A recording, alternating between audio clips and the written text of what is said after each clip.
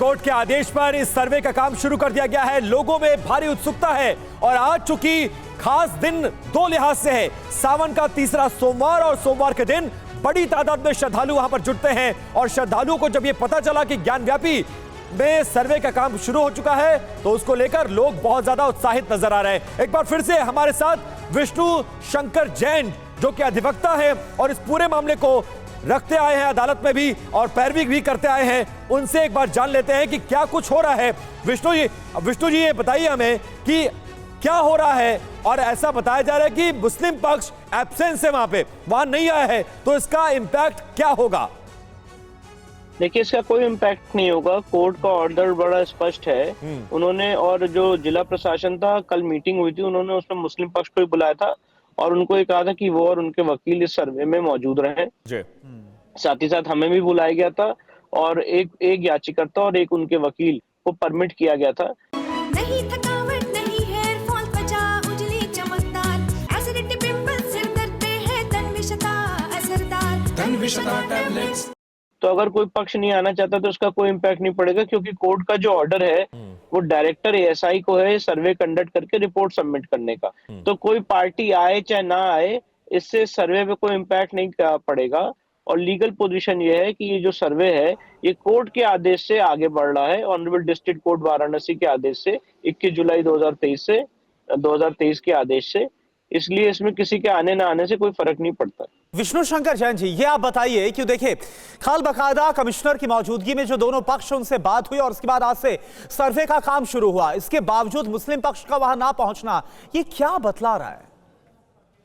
देखिए, बतला यही रहा है कि जो सच है वो सामने आने वाला है और वो इस सच को स्वीकार नहीं करना चाहते हैं।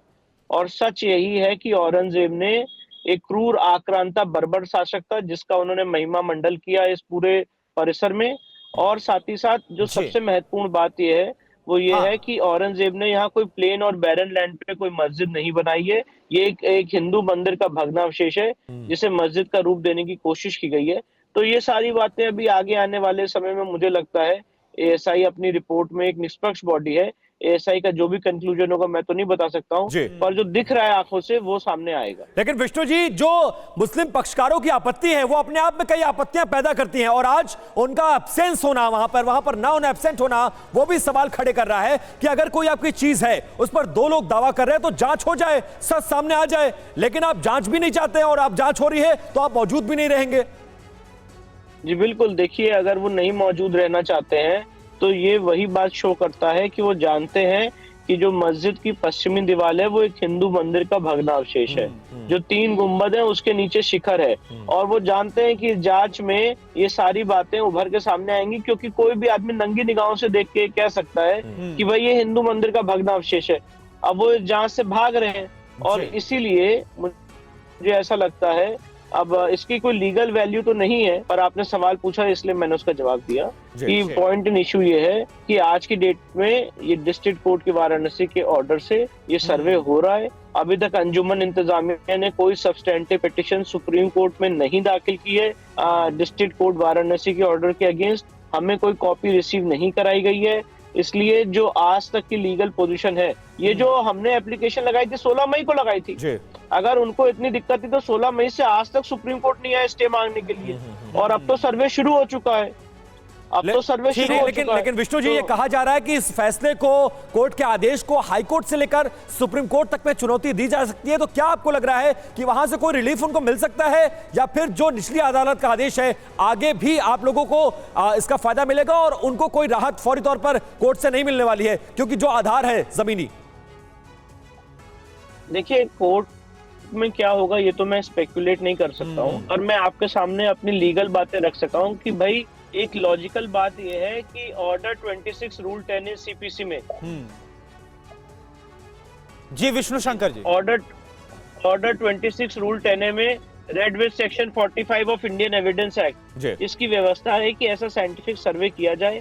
अगर क्या कहते हैं वहां पे मस्जिद की पश्चिमी दीवार एक हिंदू मंदिर का भग्नावशेष दिख रहा है, तो कोर्ट स्पॉट को इंस्पेक्ट करने के लिए, स्पॉट को जानने के लिए, स्पॉट को समझने के लिए कोर्ट के पास ये अधिकार है कि कोर्ट एक्सपर्ट ओपिनियन मांग सकता है, और एएसआई जो है पूरे देश में एक्सपर्ट बॉडी है जो ये काम कंडक्ट कर रही है। तो मुझे लगता है इसमें लॉजिकली और लीगली कोई गलती नहीं है।